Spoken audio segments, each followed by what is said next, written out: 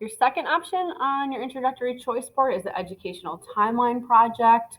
You can complete this in any format. I chose just to do it at the bottom of this document, so very basic, just typing it out in a document. I've had other people do it in Google Slides or PowerPoint, which is nice because you can add photos that way and make it your own a little bit more.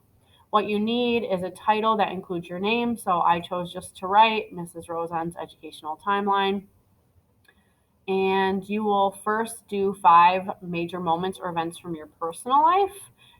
For each event, you need a description that includes the time or age the event happened and a 2 to 3 sentence description of the event and what you learned from it and or what you learned from it. Then you will do 5 major educational moments or event that happened at school. So just things that are memorable. They can be funny. They can be things that happen to all of us. And again, each event description should include the grade it happened and a 2 to 3 sentence description. I also would like 2 pictures or images with captions and, of course, complete sentences with proper punctuation and grammar. I've given you an example of my educational timeline. So, in case you want to know a little bit more about me, I did 5 events from my personal life. And so the first one was between ages 0 to 18.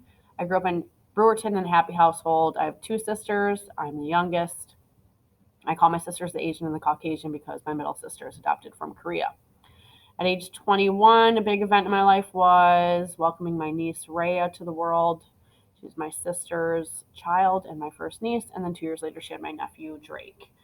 She's always been super sweet, and he has always been super funny. At age 27, I married my Boo Skittle Biscuit in Sarasota, Florida, my baby, my boo boo. And Sarasota is my favorite place on earth. At the time, we were living in Pittsburgh, which goes into age 28. We lived in Pittsburgh for 6 years, and I taught at a school called City Charter High School, and I moved back home because there's no place like home, and more importantly, because I was coming here to work, and so was my husband, and we needed money. I swore I would never teach at Paul V. Moore because I went to high school here, but guess what? That's where I ended up. And as soon as I walked through the doors, I felt at home and accepted. So I've been happy with my choice. At 32, I had my daughter Reagan, and then at 35, right before I turned 35, I guess I was 34 still, I had my son Miles, and you can see in the picture Reagan Miles, and behind is my first son, Chunk. He's an English bulldog. For my educational events, again, this time I did 6. In 4th grade, I got sent to the office for my first time. I included this just because it was one of my first memories of school. I was crying because I got sent to the office, but my sister was dating the secretary's son, and she escorted me back to class before I had to speak to the principal, so it was a nice out. In 8th grade, I met my favorite English teacher, Mr. B. I liked him really just because he was young and trustworthy, but he really got me into English, and it's probably why I'm a teacher today. In 7th to 11th grade over the summers. I went to Duke Young Writers Camp, and it just really helped me become a more developed writer, a more creative writer. But also, I got to meet a lot of different people, so I was able to become more accepting and empathetic to people my age. In 11th grade, like I said, I went to Paul V. Moore. I was the class of 2003. We were actually the last class that was deemed the Redmen before we changed to the Red Hawks. We had our prom in the gym, and we were like really upset about it because ew, prom should be at a nice place, but it was actually amazing. It didn't even look like the gym, and we liked it better than the senior ball.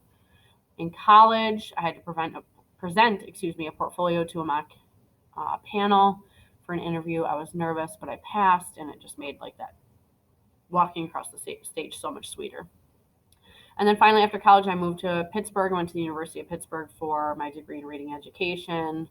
And just one funny story from that was I was working with a first grader, and she sat on my lap, and I like swatted her, almost pushed her off of me because I was not used to working with young kids and having them touch me and sit on me and that weird stuff. Um, the picture below is my advisory group from City Charter High School. So I worked with them for 4 years because we did looping. So just a group of kids that really means a lot to me, some of whom I still keep in touch with. They're all like 26 now, so that's strange, and have their own children. Um, so that's different. So that is what is expected for the educational timeline. If you pick that, again, you can do whatever format you want.